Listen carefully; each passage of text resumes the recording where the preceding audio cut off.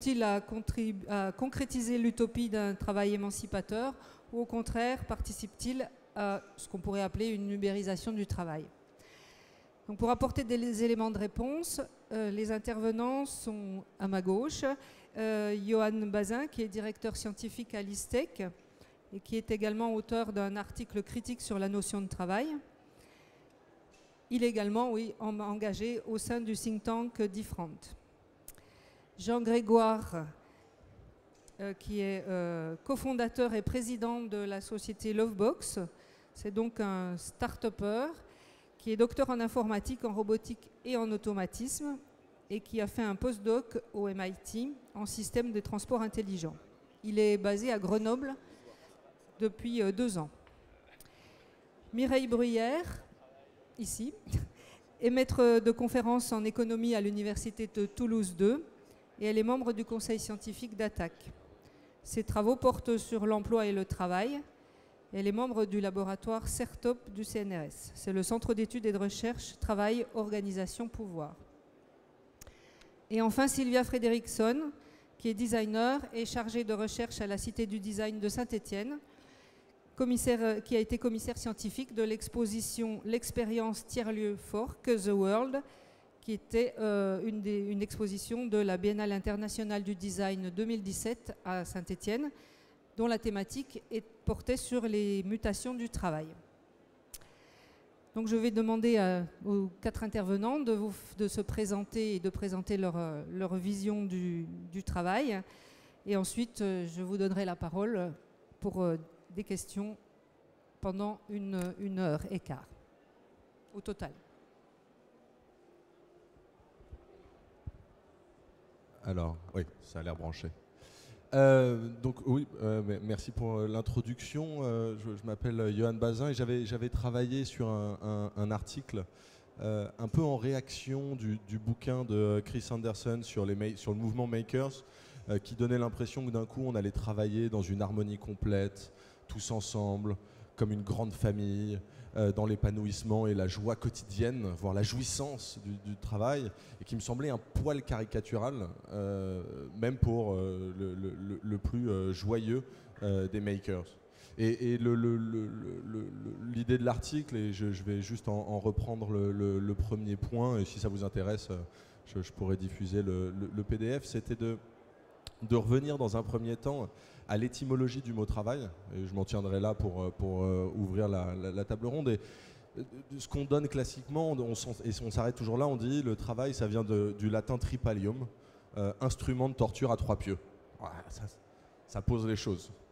Tout de suite, donc le travail, c'est de la torture, etc. Puis on s'arrête là. Et j'étais allé creuser un peu cette étymologie-là qui enrichit quand même la vision du travail. C'est que, le tripalium, avant d'être un instrument de torture, c'est un moyen de bloquer la patte du bétail de l'animal pour pouvoir le ferrer ou pour pouvoir le soigner. Donc c'est un instrument d'immobilisation, mais d'immobilisation au service de l'animal. Et ça va continuer puisqu'on parle encore aujourd'hui du travail des maréchals ferrants. L'outil s'appelle le travail, et au pluriel ça donne des travails. Donc le mot existe encore, et ça a été raffiné comme outil. Il se trouve que vu que ça permettait de bloquer un membre et de travailler dessus, certains ont eu à un moment l'idée brillante de bloquer la jambe des esclaves pour les blesser au talon, pour qu'ils puissent plus s'enfuir. Un peu de créativité aussi chez les esclavagistes. Donc, mais étymologie plutôt sombre. Ce qu'il y a, c'est que tout le monde n'utilise pas travail ou trabajo. Il y a d'autres racines. En anglais, on va parler de labor, par exemple, et en français, on parle du labeur. Ça arrive aussi. Et le laborare en latin est beaucoup plus descriptif et factuel. C'est l'énergie dépensée pour réaliser quelque chose. Hein, le travail de la terre.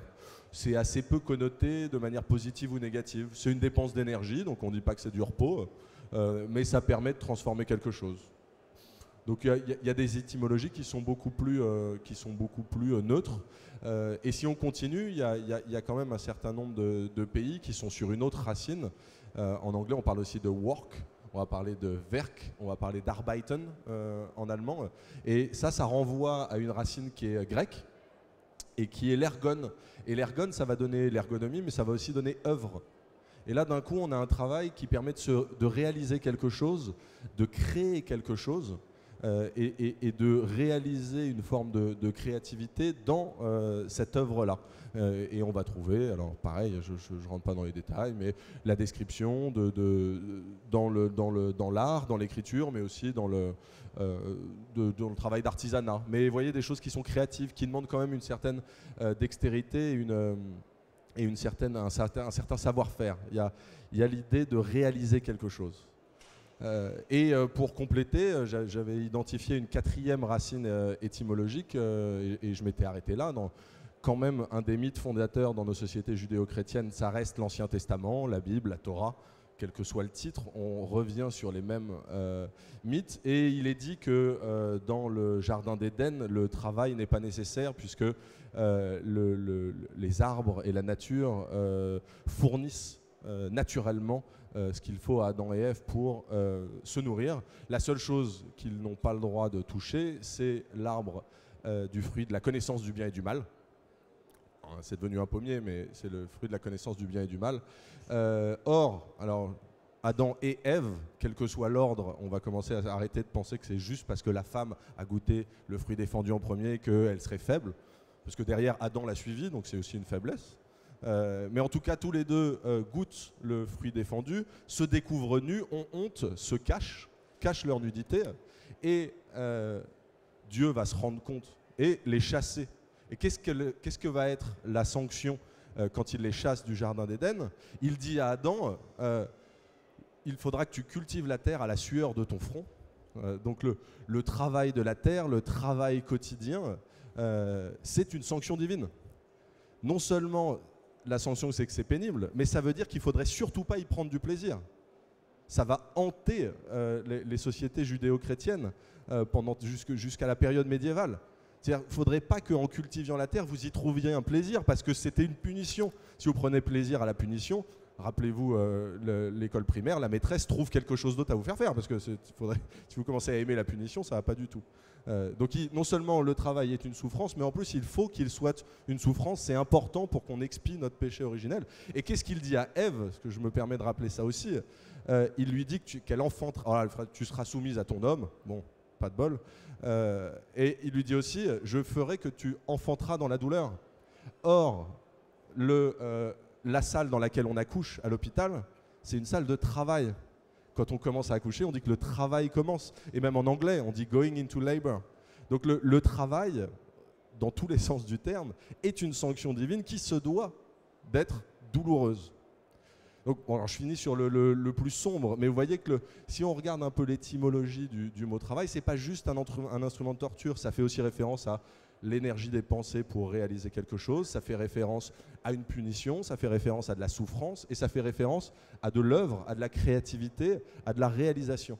Et toute caricature du travail, soit comme n'étant qu'une source de souffrance, soit comme étant qu'une source d'émancipation et de bonheur, est caricaturale. Et la manière qu'avait Chris Anderson de décrire le mouvement des makers a tendance à partir dans le sens opposé, en idéalisant le travail. Et l'idée de l'étymologie, c'était déjà de rappeler que ça mêlait les deux. Alors je ne rentre pas dans les détails historiques, et puis je pense que pourrait y avoir des développements sur la manière dont le travail s'est organisé après dans la période libérale. Mais ça, on y reviendra, je pense, après. Voilà pour les bases étymologiques. Non, j'ai plus la parole. Vas-y. Bonjour à tous. Du coup, j'ai été présenté comme un start-upper. Donc vraiment, ça, c'est un terme du coup qui fait référence au travail comme quelque chose de cool. On fait que s'amuser dans une start-up. Et donc là, je rejoins complètement Johan sur le fait que le travail, même pour un start-upper, eh ben, entre guillemets, c'est aussi beaucoup de souffrance. Et je vais juste vous raconter du coup une histoire qui se passe dans un festival. Vous pourrez trouver ça sur YouTube. C'est un jeune qui se met à danser tout seul. Et alors ça, c'est vraiment n'importe quel start-upper au début justement, ou même. Et donc il se met à danser tout seul, tout le monde le regarde, il est vraiment super bizarre. Il y a un mec, il est là, en plein milieu du festival, alors pas du festival de musique, hein, c'est juste un pré comme ça. Et puis le mec danse tout seul. Ça dure 5 minutes. Au bout de 5 minutes, finalement, il y a une autre personne qui finalement, en fait, c'est trop cool, ça danse. Et puis ils commencent à danser tous les deux comme ça. Et ça continue un long moment jusqu'à ce que finalement, il y a tout le festival qui danse avec lui, quoi. Et Et alors souvent cette vidéo elle est présentée comme ben voilà, c'est ça le leadership. Il y a eu un mec, il est génial, quoi, il est capable de rassembler plein de gens autour de lui. Et moi je vois pas tellement ça comme ça, moi je vois plutôt ça comme une belle métaphore du travail et de ce que c'est en travaillant. Et travailler en fait c'est danser tout seul. Danser tout seul, quand on est entrepreneur au début, tout le monde nous trouve super bizarre, trouve que ce qu'on propose ça sert peut-être un peu à rien, voilà.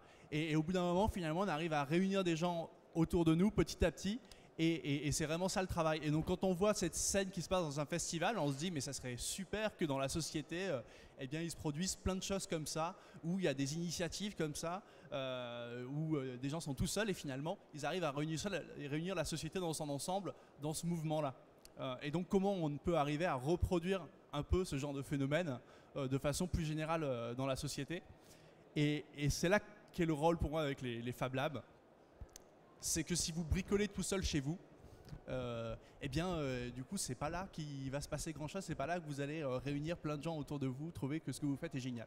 Or un Fab Lab, du coup si vous avez envie de faire ce que vous avez envie de faire, vous avez besoin d'outils, du coup vous allez aller dans un Fab Lab pour fabriquer, et un Fab Lab c'est super ouvert, du coup les gens vont voir ce que vous êtes en train de fabriquer, même si vous n'avez pas envie, de temps en temps vous êtes là en train de cacher ce que vous êtes en train de faire, vous avez un peu honte de ce que vous êtes en train de faire, et puis il y a quelqu'un qui vous voit, et du coup sans le vouloir, en faisant, vous êtes obligé d'apporter des gens, d'avoir des gens qui vous rejoignent pendant que vous faites.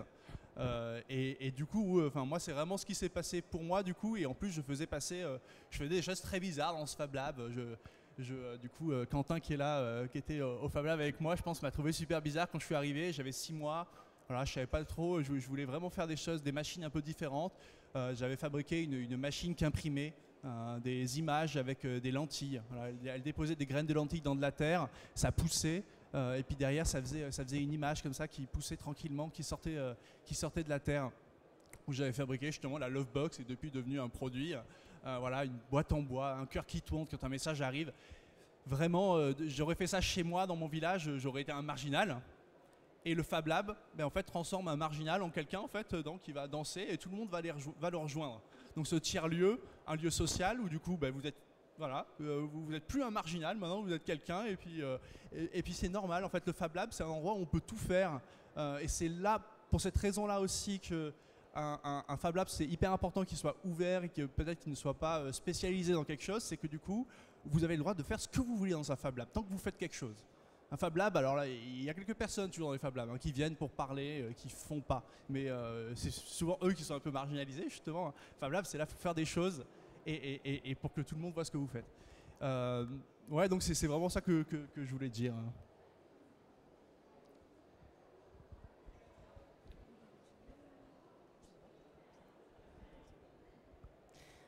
Bonjour à tous. J'enchaîne, merci pour l'invitation également. Donc Sylvia Fredriksson, commissaire scientifique de la dernière exposition L'expérience tiers-lieu for the World, donc à la dernière Biennale internationale du design. Alors par rapport à mes précédents collègues, mon intervention elle va peut-être prendre un prisme plus collectif, puisque l'histoire que je vais vous raconter, c'est l'histoire de la rencontre entre le monde du design et le monde des tiers-lieux, des Fab Labs. Cette biennale a porté sur les mutations du travail, et donc on a fait le choix en tant que Cité du Design, qui est un EPCC, donc un établissement de coopération publique et culturelle. On a fait le choix de travailler pendant 2 ans avec la communauté des tiers-lieux, donc de Rhône-Alpine et plus largement francophone. Donc de fait, en faisant le choix de travailler avec les tiers-lieux pour répondre à cette question des mutations du travail, on misait d'emblée sur l'idée que oui, c'est là que se passent les mutations du travail. Les tiers-lieux sont de fait le réceptacle de ces mutations directes, ils en sont le fruit. On a rappelé pendant la biennale que ceux qui font les tiers-lieux sont la plupart du temps des gens qui sont financés par Pôle emploi. Donc notre exposition commençait par pourquoi Pôle ne m'emploie pas, voilà. Et donc on raconte beaucoup de ces récits. Et donc pour nous le défi c'était de dire on fait un processus pendant 2 ans, on collabore entre designers et tiers-lieux pendant 2 ans, et on expérimente de manière à comprendre comment on peut avancer ensemble dans cette compréhension des enjeux de société. Pour un établissement public comme la Cité du Design, c'est d'abord avoir une propre réflexivité sur son travail. C'est parier sur le fait qu'elle peut travailler autrement avec les acteurs du territoire, qu'elle peut reconfigurer sa manière de travailler. Pour nous, ça a été un grand bouleversement en termes de mécanique de travail. Et puis c'est aussi repositionner la définition du design qui, au-delà de mettre en œuvre des pratiques, est définie comme une manière de choisir sa façon de pratiquer. Donc travailler en design, c'est aussi casser les rouages de mécanique de production et de créer de la diversification dans la chaîne de production. Donc c'est à ce niveau-là que je place la notion de design, et c'est là que le design rencontre le tiers-lieu. Donc ça, c'est notre expérience en tant qu'entité publique. Pour les tiers-lieux, ça a été un défi aussi, le défi de rencontrer le grand public, c'est-à-dire de sortir aussi de son vase clos et de voir jusqu'à quel point il rencontrait d'autres manières de faire. Donc ça a été un challenge important. L'idée de porter une communauté sur un temps long, hein, les tiers-lieux sont des lieux non militants, sont des lieux qui n'ont pas de modèle économique, ce sont des lieux qui créent les conditions, comme dirait Antoine Buret, qui a soutenu une thèse sur les tiers-lieux en début d'année. Ils sont le lieu de la reconfiguration, le lieu d'une reconfiguration sociale où des entités individuées convergent vers la création de représentations communes. Donc c'est le lieu de la sociabilité, mais le tiers-lieu, si c'est un lieu de repolitisation par le service, comme il l'indique, ce n'est pas un lieu militant, c'est un lieu qui va être un véhicule en quelque sorte. Et c'est aussi un lieu de passage, n'est pas une finalité en soi. Donc comment une communauté tiers-lieu, elle travaille sur le temps long. Donc ça a été le défi de Johan Durieux qui est dans la salle et qui aura l'occasion d'en parler demain aussi. Comment on conduit ces communautés dans un travail sur le temps long. Finalement, ce qu'on a essayé de travailler sur cette exposition, c'est moins de dire le tiers-lieu apporte des réponses aux mutations du travail ou se définit de manière précise. L'idée, ce n'était pas de fermer une définition, mais c'était de voir comment on pouvait avancer sur des valeurs communes. Donc on a travaillé sur 5 grandes thématiques qui nous servent aujourd'hui, je pense, d'indicateurs pour la communauté entière, de manière à pouvoir comprendre qui on est, comment on travaille et comment on peut se positionner par rapport à une communauté. Ces 5 thématiques, c'est la question de la configuration sociale et des modes d'organisation. La deuxième thématique, c'est la question du patrimoine commun. On a beaucoup travaillé sur la notion d'open source, donc comment vous vous situez par rapport à ça. La troisième thématique, c'est la question de la libre appropriation, tous les enjeux éthiques qui sont derrière cette libre appropriation des techniques. La quatrième thématique, c'est la notion d'émancipation, j'y reviendrai. Et la dernière thématique, c'est la question du rapport au territoire, de la résilience et de la modularité par rapport à un territoire dans lequel on se situe. Voilà, donc ces 5 indicateurs, pour nous, ils nous permettent de mieux comprendre comment les tiers-lieux agissent et comment chacun se situe au sein d'une communauté. Ça, c'était un peu les défis pour les tiers-lieux. La troisième entité, pour nous, c'était donc le public qui s'est retrouvé finalement mis face à un processus en train de se faire, puisqu'on a fait tiers-lieux pendant la biennale. On a embarqué des gens dans des processus et en délivrant un certain nombre de messages qui se sont construits pendant la biennale. Donc, juste pour poser 2 idées, moi, je pense qu'on a essentiellement essayé de redéfinir non pas le travail mais l'émancipation. Qu'est-ce qu'on veut dire par s'émanciper, et on a observé clairement un glissement de la notion d'émancipation en tant que délivrance, peut-être bien connue dans les cultures américaines, vous avez parlé tout à l'heure de la Silicon Valley, à quelque chose qui serait plutôt de l'ordre de la prise en charge. Comment en effet l'émancipation, c'est pas quelque chose de léger, c'est quelque chose de lourd, c'est l'idée de se prendre en charge. Donc ça, c'est vraiment, je pense, une des valeurs qui ressort de cette biennale. La deuxième idée, c'est de dire, nous, ce qu'on vous propose, c'est le travail et non pas l'emploi, c'est-à-dire sortir de procédures sociales qui sont d'une sorte de régulation qui empêche toute anomalie existentielle et de dire ce qu'on propose, c'est l'emploi, c'est le travail, c'est-à-dire la tâche et voilà, et tous ces accidents.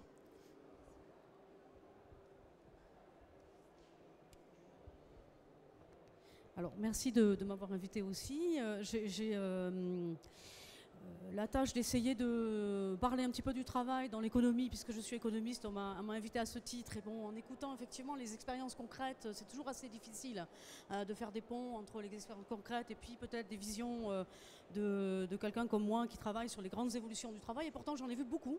En particulier, je trouve intéressant la manière dont vous avez posé le problème concrètement par rapport au design, dans le sens que finalement, peut-être la question qu'il faut qu'on se pose tous, c'est qu'est-ce qu'on entend par émancipation, parce que le travail, finalement, c'est le travail en vue d'une émancipation. Et au final, la question sur laquelle il y a peut-être à discuter et de savoir ce qu'on entend, c'est une réflexion d'émancipation qui conduirait effectivement à transformer le travail de telle manière ou de telle autre manière. Donc, bon, voilà, je voulais faire ce lien. Alors, j'ai 5 minutes, donc c'est difficile de parler du travail dans la... Pardon, ça va mieux comme ça? Oui. C'est difficile de parler du travail en général dans le néolibéralisme, ce qu'on appelle le néolibéralisme. Je vais essayer de prendre 3-4 points de ma petite présentation. La première chose, c'est de rappeler que le travail tel que nous l'entendons aujourd'hui est une invention relativement récente.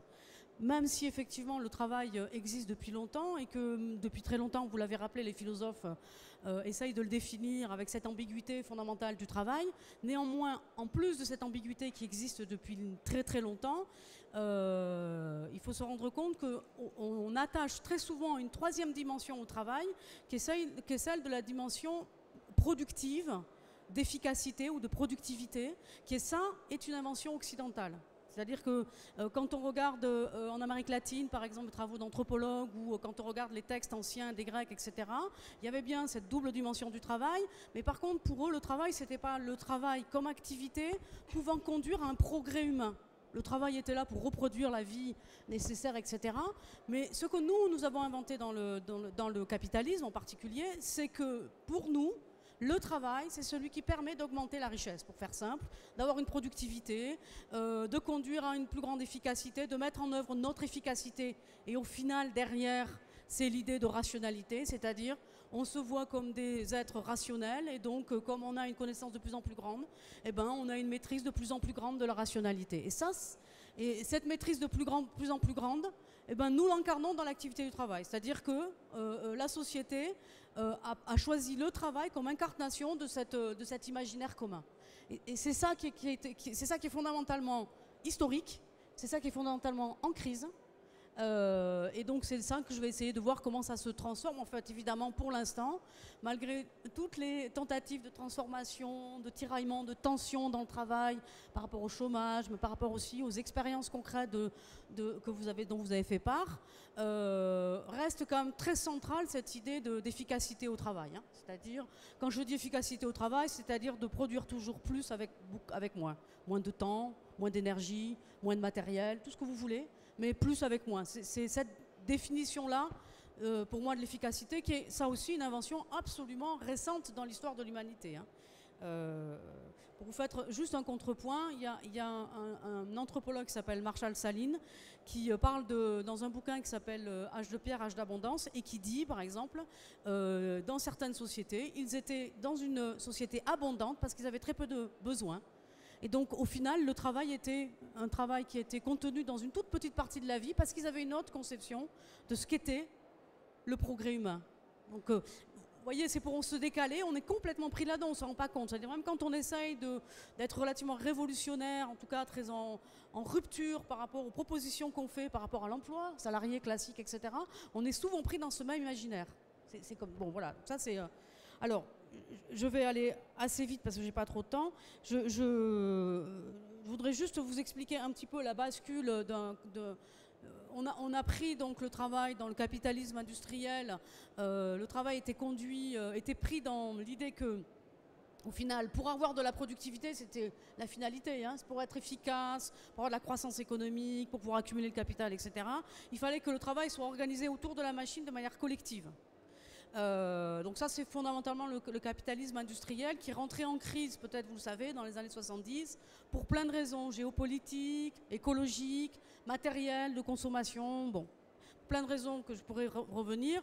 Et donc on voit, entre guillemets, un échec de ce pourquoi tout ça a été mis en place, c'est-à-dire un échec d'une continuation de la croissance, de la productivité, etc.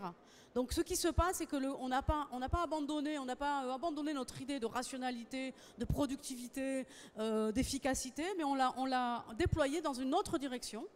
À la place de la déployer du côté en organisant le travail dans des grandes usines, etc., on l'a déployée dans une direction qui est beaucoup plus autour de rendre efficace la communication entre les gens. À la place, voilà, c'est pas comment on organise le travail dans l'usine de manière en aménagement, hein, donc on met un salarié ici parce qu'il va être dans la chaîne à tel endroit par rapport à un flux matériel, d'accord. On va essayer d'organiser, de rendre efficaces les communications, les informations, la parole entre les gens. Alors c'est important parce que je suis dans le Fab Lab et je vais parler d'informatique. Ça vient d'une grande reconfiguration, je dirais, de la pensée intellectuelle occidentale autour d'un moment spécifique des années 40 qui s'appelle la cybernétique, où effectivement il y a une conjonction de plein de penseurs des sciences, de la psychologie, de l'économie, etc., qui cherchent à retrouver l'efficacité en réfléchissant à la manière dont on peut mieux communiquer, si vous voulez. Et donc, au final, je dirais, le capitalisme va s'orienter vers un capitalisme de type financiarisé, que vous connaissez, hein, les marchés financiers, etc., parce que se sont développées des technologies de l'information qui ont permis ce développement, hein, des marchés financiers par les technologies de l'information. Et pour en revenir au travail et pour terminer là-dessus, donc évidemment ça se déploie d'abord sur les marchés financiers, puis ça va redescendre, je dirais, sur l'ensemble de la société, dans les entreprises en particulier avec le néo-management, en ayant l'idée qu'on sera plus efficace, non pas en travaillant tous sur une machine, mais en étant tous porteurs de notre propre information, notre propre capital, et en communiquant avec les autres de manière le plus efficacement possible par la technologie. D'accord ? Et donc, tout le néo-management est fondé sur cette idée-là.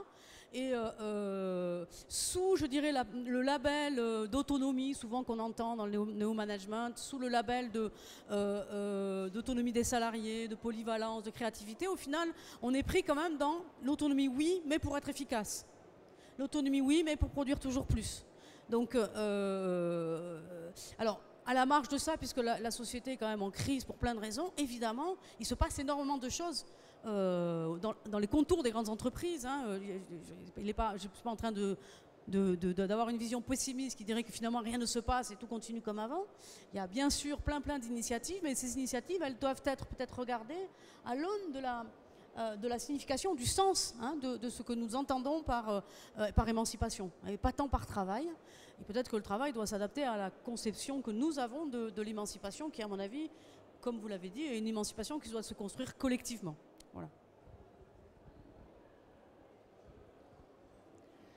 Eh bien, merci pour ces présentations et cette introduction, cette synthèse autour du travail. Maintenant, je vais laisser la parole à la salle. Est-ce qu'il y a des questions ?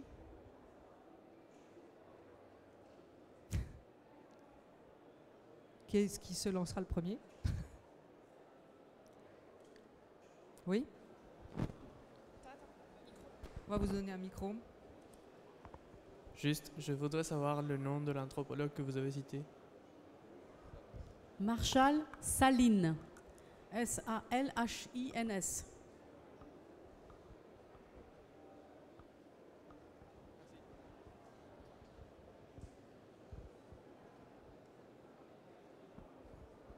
Je vais m'y coller, je vais faire le concierge. Juste quand tu as cité la vidéo virale, donc je l'ai retweetée, comme ça les gens dans la salle sur le réseau Fab Lab, ils peuvent la voir. Juste par contre, attention, c'est pas juste un gars qu'on suit, c'est un TEDx en fait à la base. Cette vidéo a servi à faire un TEDx en fait, pour un cours de management à destination des futurs start-upers, où effectivement il démarre comme un con. Et nous, dans la biennale que Sylvia a parlé, on a fait aussi un week-end, les alternatives mettent un doigt dans la biennale, puisque dans les tiers-lieux, il y a aussi les free parties, les squats, les TAS, les sound systems. Bon, il n'y a pas que avec les télécentres et les coworking, il y a ça, mais il y a aussi les TAS. Et juste voilà, je reviens sur cette vidéo, toi qui es start-upper, ils t'ont calé dans la TK start-upper, est-ce que tu peux peut-être nous parler un peu plus dans ce cas-là du travail? Je ne savais pas quel était le thème exact, j'en avais. Et voilà, est-ce que tu peux nous en parler un peu plus? Mais attention, dans cette vidéo, c'est la dynamique, c'est ce qu'on aime d'ailleurs dans les Fab Labs, c'est un processus. Est-ce que ce qu'on produit à la fin, par contre, ça va nous faire devenir milliardaire? Souvent non, on sort du tiers-lieu, on va dans un lieu, un incubateur, une pépinière. Mais est-ce que tu peux nous ramener, parce que tu as été rapide, sur la notion du start-upper et des mutations du travail? Allô? Oui. Eh bien, en fait, pour moi, donc, dans cette vidéo, le travail, en fait, c'est vraiment ce qui ne se voit pas du tout. En fait, quand on est une start-up, on doit toujours afficher vraiment quelque chose en jamais montrer ses doutes, parce que tout le monde doute de vous, tout le monde. Tout le monde pense que vous allez aller droit dans le mur, même si vous le dites, voilà, personne ne le dit, mais tout le monde le pense.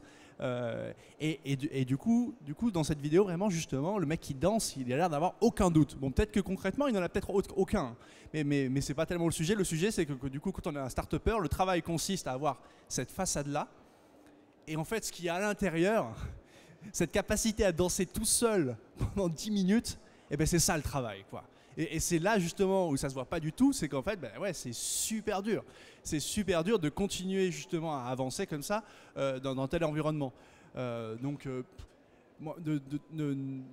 Des petits exemples parce que du coup, quand on est la fameuse personne qui danse, on va voir tout autour de nous des gens qui nous ratent bizarrement. Pour un start-upper, il y a des gens qui vont vous dire « Ah, c'est vraiment bien d'avoir du temps. » C'est bien d'avoir du temps.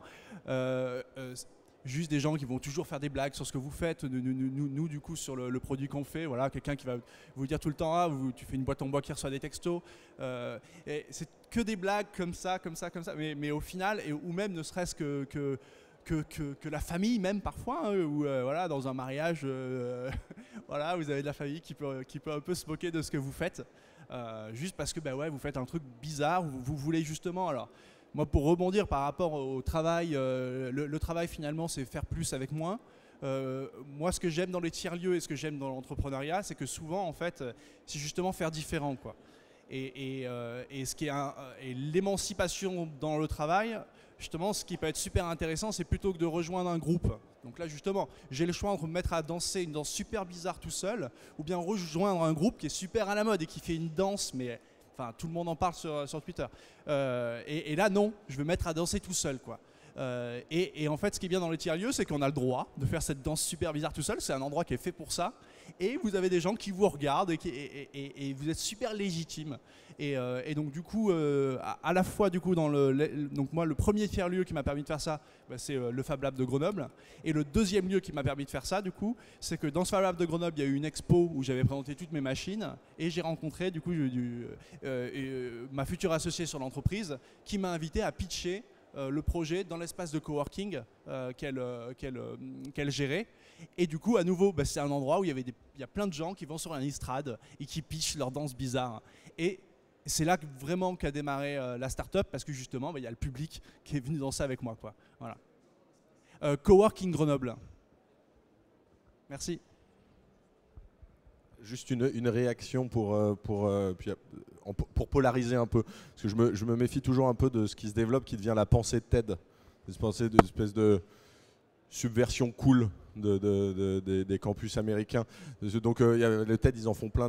Si je file la métaphore, donc il y a l'entrepreneur qui danse tout seul, pour qui c'est pas facile, etc. Une espèce de mise à jour des romans de Ayn Rand, où maintenant ces pauvres entrepreneurs qui sont obligés de danser tout seul. Je caricature un peu exprès. Et puis il y a des gens qui finissent par suivre. Alors c'est vrai que c'est pas facile, puis on finit par être suivi. Le travail, c'est aussi qu'au bout d'un moment, il y a des gens qui sont obligés de suivre. Le travail, c'est l'entrepreneur qui crée sa boîte, mais c'est aussi un moment qu'il emploie des gens et puis il les oblige à faire quelque chose. C'est ça aussi le travail, c'est qu'à un moment on est obligé de danser comme le mec qui a commencé à danser comme ça parce que y a des gens qui l'ont suivi. C'est pas que genre c'est une danse cool, c'est aussi si je veux faire une recherche sur internet, à part Google, je sais plus comment chercher quoi que ce soit. Si je veux me connecter avec mes potes, je sais plus comment passer en dehors de Facebook. Je veux dire, la métaphore doit être filée jusqu'au bout, et il y a aussi un moment où le travail, c'est une espèce de contrainte et d'obligation sociale où on est obligé de danser comme le mec qui a dansé tout seul à un moment. Il faut voir les deux faces de ça, parce que les TED sur le leadership, il y en a beaucoup et ils sont tous plus creux et divertissants les uns que les autres. Il ne faut pas oublier qu'à un moment, on est un peu obligé de suivre le mec qui dansait tout seul, quand bien même c'est pas facile de se mettre à danser tout seul. Ça, c'est clair. C'est juste pour avoir le miroir. Moi, je veux juste rebondir là-dessus aussi, sur l'idée que tu m'apportes, c'est l'idée que, en effet, dans les tiers-lieux, on a la place pour des singularités. Ces singularités-là, je pense qu'elles sont en train de... le tiers-lieu est un laboratoire qu'on observe. Et moi, je veux souligner le travail de certains designers, justement, qui incarnent dans des objets ou dans des expérimentations ces observations, parce que le tiers-lieu fourmille en fait de nouvelles pratiques. Donc il y a vraiment un travail, je pense, de réflexivité à avoir sur comment les gens collaborent, quels sont les liens de réciprocité, comment la confiance s'établit dans le tiers-lieu. Je crois qu'il y a Camille Bosquet dans la salle qui a fait une thèse sur les Fab Labs.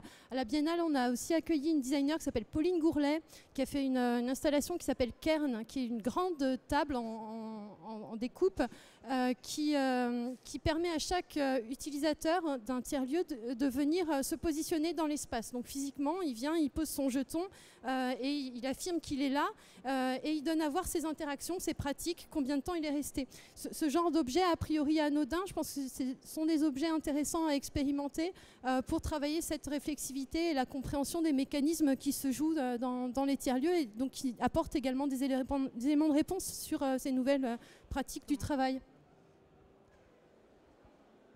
Bonjour Frédéric, je suis entrepreneur et j'ai une entreprise qui, à mon sens, crée des communs, en ce sens que l'essentiel de nos produits sont vendus sous licence open source en CC by SA. J'ai deux questions, une pour Sylvia et une pour Mireille. La première pour Sylvia est, en 2013, il y a eu un rapport sur les quartiers numériques et un appel à projet Fab Lab, où un certain nombre de Fab Labs ont reçu des financements publics assez conséquents. Et la contrepartie était au bout de quelques années, arriver à un modèle économique pour que ces tiers-lieux deviennent soutenables. Et donc, au travers de ton exposition, est-ce que tu as pu faire un bilan de cet aspect-là? Et qu'est-ce que tu peux nous donner, donc 3 ans, 4 ans après la création de ces lieux-là et le financement de ces lieux-là? Où est-ce qu'on en est? Donc ça, c'est ma première question. La deuxième question, c'est pour Mireille. C'est dans le milieu du travail, donc je suis entrepreneur et employeur de main-d'œuvre, pour parler très crûment, et donc soumis à un ensemble de règles, dont le droit du travail, et qui fait que le travail reprend beaucoup une connotation d'asservissement au travers des règles qui sont mises en place, et une en particulier qui est que l'amplitude du temps de travail est très encadrée. Par exemple, j'ai des salariés qui ne peuvent travailler que l'après-midi et la nuit parce que c'est leur façon d'être, parce que c'est leur rythme de vie. Or, ceci est strictement interdit. J'ai aussi des associés qui veulent contribuer à l'entreprise et qui, lorsqu'ils sont là, malheureusement, à l'occasion d'une visite de l'inspection du travail, doivent justifier de leur présence dans les locaux. Et donc, tout ça, en fait, pour arriver à la question qui est comment fait-on et quel chemin suivre pour transformer le monde réel dans lequel les entreprises sont ancrées, pour faire que le travail passe d'un asservissement et d'une douleur à une émancipation, ce dont tu parlais, et à un élément de la réalisation de soi, en ce sens que le travail n'est pas le seul élément de réalisation de soi, loin de là, en tout cas dans ma conception de la réalisation de soi. Merci. La réponse sur le financement de ce genre d'initiative et leur continuité, je pense que, alors moi je suis designer embarqué dans un processus tiers-lieu, donc les réponses, je pense qu'elles pourront être apportées par les tiers-lieux qui font ces processus, donc en l'occurrence Yohan Durieux qui est en face de moi. Cependant, j'ai quand même des éléments de réponse.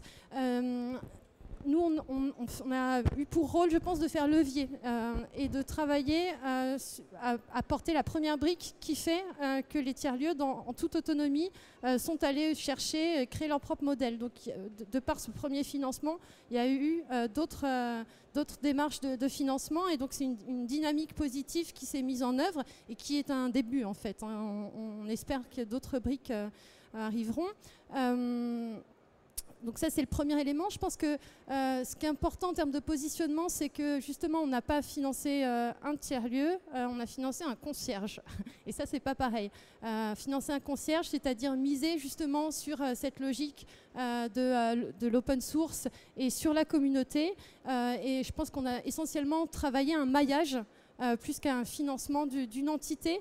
Et c'est ça qu'on essaye de porter au niveau du territoire. Donc c'est sortir de ces logiques de mise en concurrence, essayer de voir comment on dépasse ces logiques-là.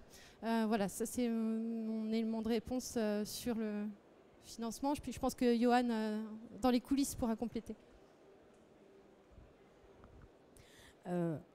Oui, évidemment, la logique salariale, c'est une logique de compromis entre deux choses qui sont complètement inconciliables dans le capitalisme. C'est effectivement l'idée d'autonomie des individus portée effectivement par les droits de l'homme, tout simplement, et la propriété privée du capital. Le problème, c'est que ça ne va pas bien ensemble. Donc ce que nous avons inventé, qui est complètement massif, je voudrais juste rappeler, malgré toutes les initiatives d'auto-entrepreneuriat, on en parle beaucoup, en critiquant d'ailleurs ou en étant très optimiste. Quand on regarde les chiffres statistiques, l'auto-entrepreneuriat en France, ça passe de 10 à 11%. Et massivement, on travaille tous quand même sous forme de salariat. Et donc ça reste quand même la forme très massive du travail. Alors, le salariat, c'est un compromis entre, on se soumet effectivement à l'exigence de l'employeur, mais de manière encadrée, parce que sinon on contrevient aux droits de l'homme, évidemment, et donc on est dans une sorte de compromis qui contraint l'employeur, mais qui lui donne la possibilité quand même, du coup, de décider comment on organise le travail dans l'entreprise. C'est-à-dire qu'un salarié ne peut pas dire « non, je pense qu'il faut faire comme ça, il faut investir à tel endroit, il faut organiser le travail de telle autre manière, les horaires, c'est moi... » C'est pas ça. Par contre, il y a un encadrement.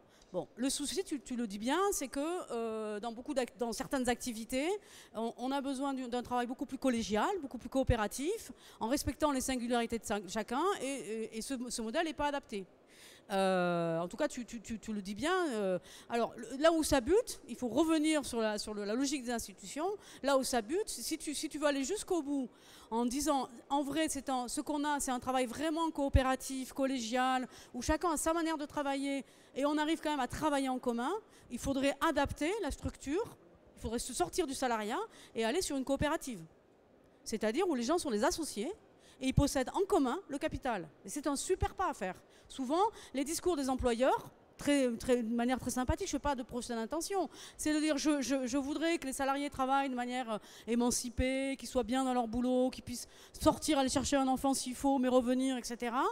Et je suis contraint par le droit du travail, j'aimerais donc que ça soit plus souple, mais quand on leur dit fais le pas, c'est le pas de la communauté. C'est-à-dire pour eux, c'est une perte de pouvoir réel. C'est-à-dire que s'il y a un souci, ils doivent discuter ensemble. Ce n'est pas lui qui va décider. Il y a aussi la question de la transmission, par exemple aux enfants. C'est des choses qui, en fait, le passage en coopérative pose plein de problèmes concrets. Et c'est là où on voit la limite justement de l'émancipation. Le passage en coopérative se fait difficilement, d'autant plus, et pour finir là-dessus, c'est que ça ne résout pas tous les problèmes, la coopérative. Il y a toujours le problème de travailler en collectif. C'est-à-dire même si on n'a plus le problème d'avoir un droit du travail qui s'impose à la communauté, parce qu'il n'y a que des associés, d'accord, il y a aussi, il faut se mettre d'accord sur des règles de travail communes. S'il y en a un qui travaille à 3 h du matin, qui ne le dit pas, il y a quand même des contraintes. La communauté, elle n'est pas transparente à elle-même. Il y a toujours des conflits. Alors quand les communautés sont assez proches, ça marche assez bien. Quand elles sont plus grandes, c'est peut-être plus difficile. Mais ça ne résout pas le problème du travail en commun. Par contre, on sort de l'obligation salariale. En fait, pour aller vite, c'est sûr que la coopérative, le mouvement coopérativiste, il naît juste au début du capitalisme. En fait, au départ, quand le capitalisme arrive et que le travail commence à être sous forme très subordonnée, avec tous les problèmes que ça comporte, c'est le début du 19e siècle, il y a un contre-mouvement, et c'est la naissance du mouvement ouvrier, qui est devenu autre chose après, qui propose justement plutôt de fonder le travail sous forme de coopérative, c'est-à-dire de mettre de la démocratie sur le travail, et pas à l'extérieur le soir quand on vote. Et ce mouvement-là, coopérativiste, ce mouvement associationniste, il s'est éteint, il a été repris par le marxisme qui est allé dans une autre voie, pour plein de raisons. Mais c'est celui-là, à mon avis, qui pose vraiment la question de l'émancipation sur le lieu de travail. C'est dans ces germes-là. Mais très souvent, on se rend compte que la question de la propriété, elle est quand même très ancrée à nous. C'est-à-dire quand on demande à quelqu'un de dire bon, bah, tu as été propriétaire de ton entreprise, si tu veux aller jusqu'au bout de ton projet, bah, tu te défais et tu offres le capital à tout le monde, il y a des parts pour tout le monde. C'est déjà plus difficile, quoi, voilà. Donc il y en a très peu des coopératives, même si ça marche bien, il y en a très peu. Elles sont souvent plus pérennes d'ailleurs que les autres entreprises. Elles garantissent mieux l'emploi. On a quand même des choses qui sont assez intéressantes, mais souvent c'est pas facile à mettre en œuvre. Voilà. Juste, ça me rappelle une citation que reprend Pierre Rosanvallon dans un de ses livres où il dit « Comment pourrions-nous prétendre avoir une démocratie dans la société tant qu'il y a de la monarchie dans les entreprises ?» Je faisais penser à ça, à cette difficulté-là, à passer à un modèle, à être démocrate jusqu'au bout. Oui, j'ai une question. Bonjour. Est-ce que vous imaginez une place... Bon, on connaît la personne... Merci. On connaît la personne qui va prototyper, le maker qui va prototyper quelque chose, démarrer une start-up, se lancer et monter une boîte. Et moi, la question que je pose, c'est est-ce qu'il y a une place pour le maker qui est hobbyiste, qui est amateur, qui n'a pas beaucoup de temps, qui fait une boîte en bois, qui reçoit des SMS, qui n'a pas envie de monter une boîte, ou qui ne sait pas, ou qui n'a pas l'argent pour démarrer, etc., ou le temps pour démarrer. Mais c'est quand même dommage de passer à côté de ça. Et puis en plus, il peut y avoir des gens, que ce soit sa famille ou des gens qui ne connaissent pas, qui se disent « Ah tiens, moi j'aimerais bien avoir la même boîte. Est-ce que tu peux me la faire ?»« Ah bah non, j'ai pas le temps, mais si tu veux, je peux te la fabriquer et te la vendre. » À ce moment-là, soit ça se fait sous la table et on est hors la loi. Dans quel cadre est-ce qu'on peut imaginer des makers qui vendent un petit peu leurs trucs comme ça à 10-20 exemplaires ou je sais pas, sans en faire leur métier de vie et sans tomber non plus dans une ubérisation du gars qui va produire des boîtes en bois qui envoie des SMS dans sa cave jour et nuit. Alors, sur cet exemple, vraiment, ce qui se passe dans un Fab Lab, dans ce cas-là, c'est juste, je lui file les plans et puis il le fait, en fait. Mais s'il ne sait pas ou s'il ne veut pas le faire parce qu'il n'a pas le temps. Tout le monde... pas le temps. Si on n'a pas le temps pour faire quelque chose, c'est qu'on n'a pas envie de le faire. Hein. Voilà. Ça c'est assez clair. Je pourrais ne pas avoir envie de le faire, mais avoir envie d'avoir la boîte et te dire, s'il te plaît, est-ce que tu veux pas m'en fabriquer une, tu vois? Et oui, si toi tu es maker et que tu dis, ah oui, j'ai envie de t'en fabriquer une, mais bon, ça va me prendre une demi-journée, est-ce que tu peux me payer? À ce moment-là, on se retrouve dans une situation, il me semble, qui est illégale. Et c'est là que je pose la question, en fait, comment on fait cet échange-là? Sans aller jusqu'à l'industrialisation, quoi, vous voulez dire, du coup, plus...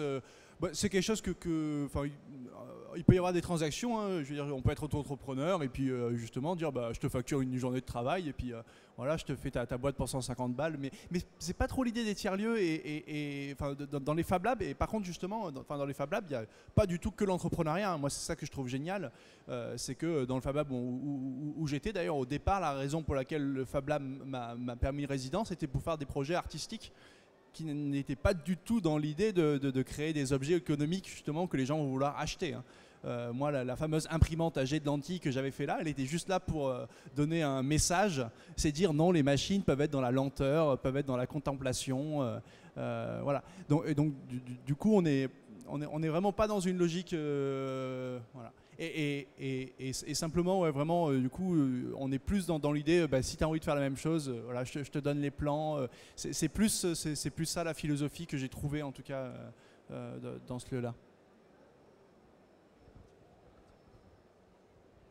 Moi, je voudrais juste revenir aussi, donc Johan Duriot, super concierge dans les tiers-lieux. Et en fait, ouais, je voulais juste rappeler que dans le tiers-lieu, on parle aussi de lieu physique ou on parle de processus social. Et là, j'en suis désolé, on présente nos plates excuses. Depuis 2010, on est une communauté francophone, on a à peu près 3800 maintenant, sauf qu'il a fallu du temps. Et en fait, on a dit des conneries il y a 5 ans. Et on a focalisé des fois sur des lieux physiques, des fois on parlait d'urbanisme, des fois de design. Et on vient juste d'apprendre en fin d'année, il y a enfin une thèse qui est sortie, il y en aura plein d'autres, hein, mais c'est une thèse en sociologie, anthropologie. Donc déjà, un tiers-lieu, c'est un processus social. Ça me permet de rebondir, il n'y a pas de modèle économique puisque c'est un processus social. Par contre, il y a un écosystème économique et donc parlons des produits et des services qui sortent et eux, ils auront un produit. Et à ce moment-là, là, je reviens aux 4 murs, parce qu'on a fait un peu les cons, on a beaucoup focalisé sur les lieux sympas, donc on va assumer ça. Et lorsqu'on parle d'un modèle économique, effectivement, sur les 4 murs, cette fois-ci, faut le voir comme une charge de production. Il n'y a pas de modèle économique, c'est une charge de production puisque c'est une usine ouverte. Moi je suis de Saint-Étienne, il y avait la manufacture, le catalogue La Manu, pas la manufacture d'armes, La Manu que vos parents, vos grands-parents connaissaient tous.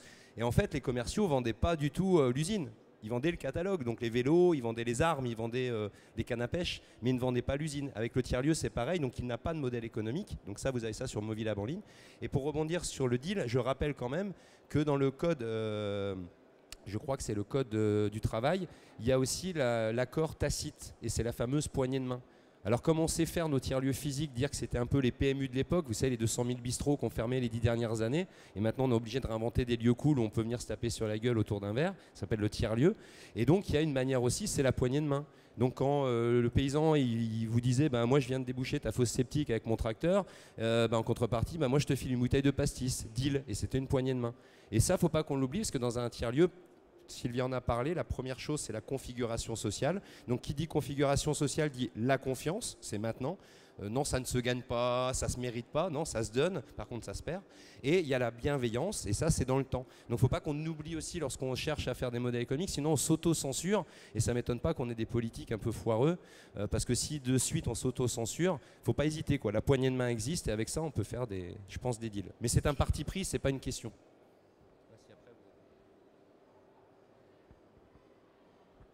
Bon, je crois qu'on peut dire que et ce que les Fab Labs démontrent, c'est que en fait, l'émancipation, c'est un travail, et ce travail et cette émancipation, c'est un plaisir. C'est-à-dire que c'est le désir qui fait que, le désir de connaissance, le désir d'émancipation, le désir de s'augmenter soi-même, qui nous fait travailler. Et qui nous fait travailler avec d'autres. Et c'est ça qui se passe dans un Fab Lab. Alors ça, c'est tout différent de l'emploi, bien évidemment. Mais toutes ces questions sont mises en évidence par le Fab Lab. Et c'est en cela que c'est un espace subversif. Effectivement, il fallait critiquer Chris Anderson. Et en fin de compte, les hackers ont fait ça très tôt. Et ont cassé, ont rétabli le lien entre le plaisir et le travail.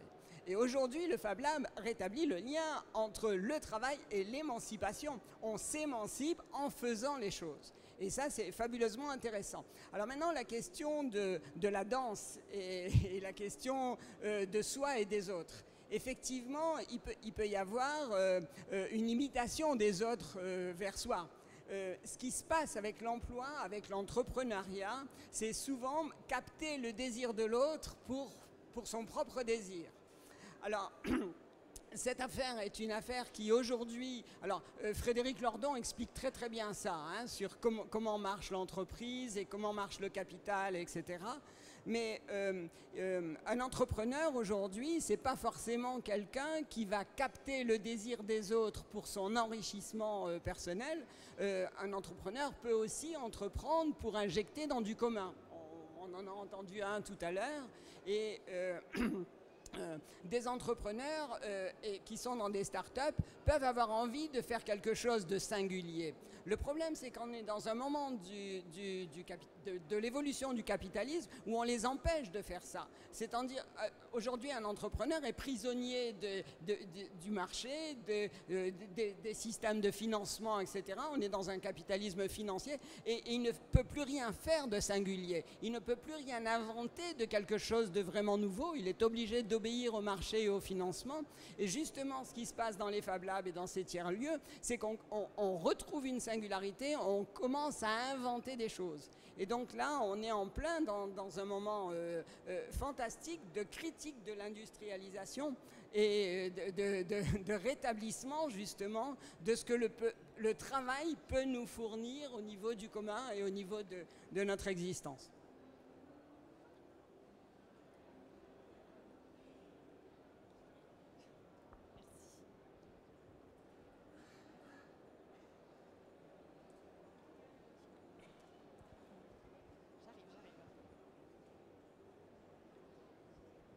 Bonjour. En fait, moi, j'ai fait, durant mes études, on m'a parlé des normes.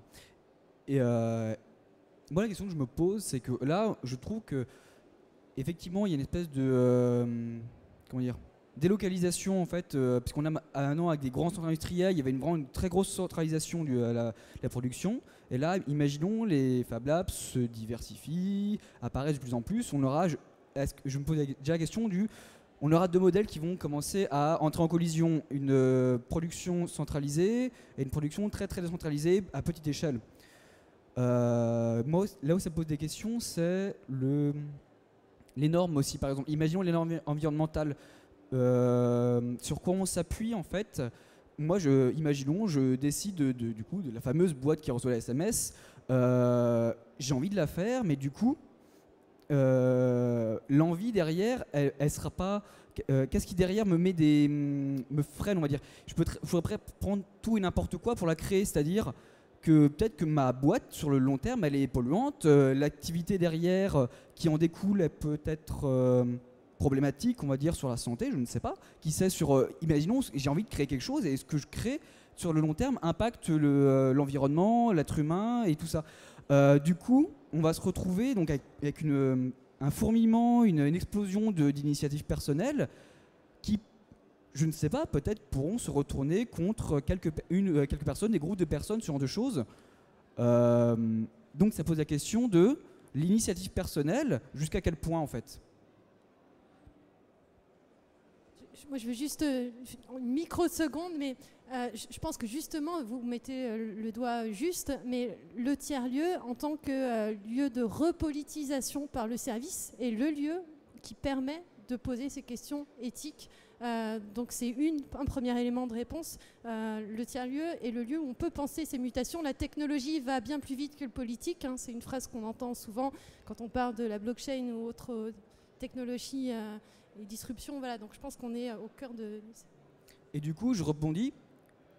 Qui est légitime pour dire vous n'avez pas le droit de faire ça, vous n'avez pas le droit d'utiliser aussi tel matériel. Imaginons les biphénols. Là, j'étais devant, il y avait des personnes qui montraient leurs panneaux solaires et il nous dit, avec des canettes, ils disaient mais peut-être qu'il y a du biphénol, donc on ne l'utilise pas. Donc du coup, sauf que les biphénols, c'est pas encore prouvé. Donc qui est légitime pour dire non, vous n'utilisez pas ça, mais moi j'ai envie de faire ça. Du coup, il y a un côté libertarien assez total de moi j'ai envie, et dans le côté, il y a le commun qui dit non, vous n'avez pas le droit parce qu'il y a les études qui oui, mais moi j'ai envie. Et du coup, il y a la loi et le commun qui apparaît, qui entre en collision.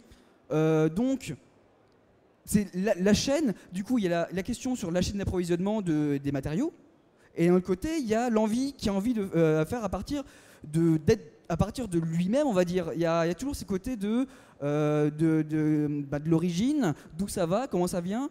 Bien sûr, je pense qu'un créateur se pose toujours les questions de ce qu'il fait, pourquoi il le fait, l'éthique qu'il sert, si il y a une éthique, puisqu'au final, peut-être qu'on peut se poser la question de je crée une boîte et après ça fait de l'argent, mais du coup l'argent ça n'a pas d'odeur, donc ça peut très bien être une boîte qui reçoit les SMS ou une boîte qui reçoit des explosifs, puisqu'au final il y a derrière l'argent.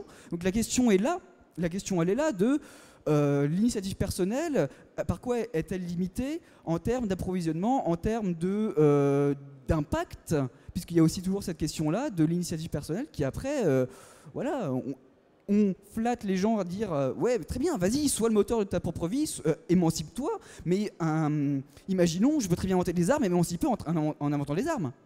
Et je peux très bien faire plein de choses dans ce genre de...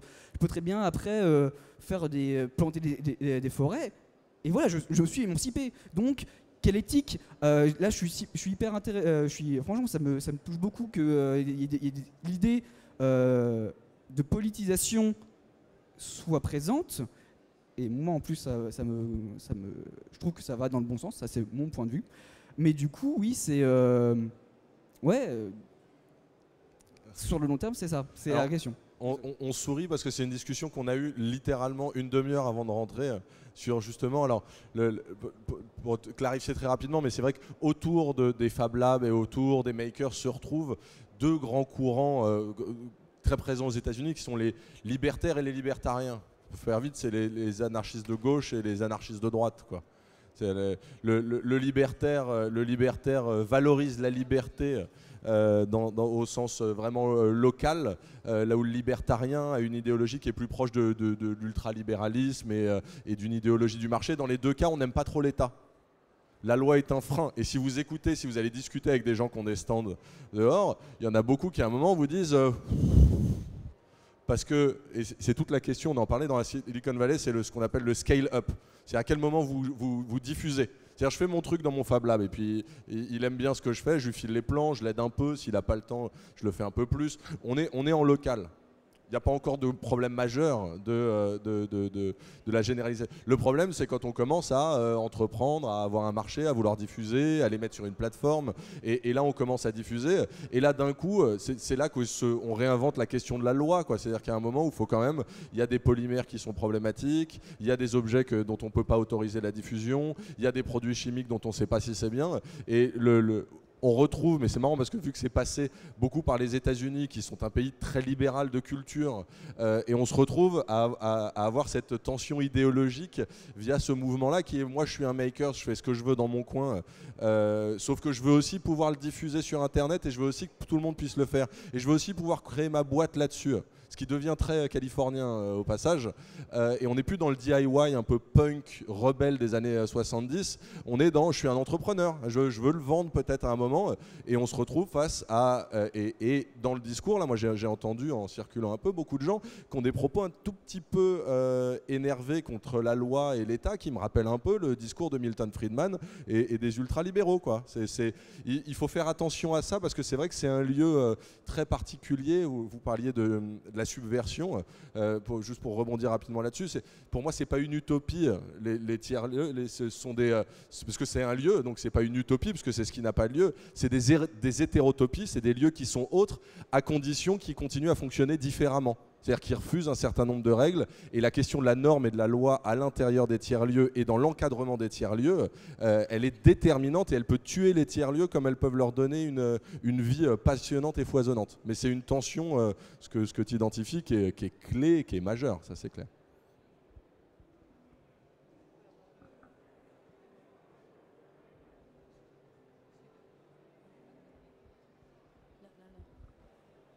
Ah ben oui, mais allô ? Ça marche ? Oui.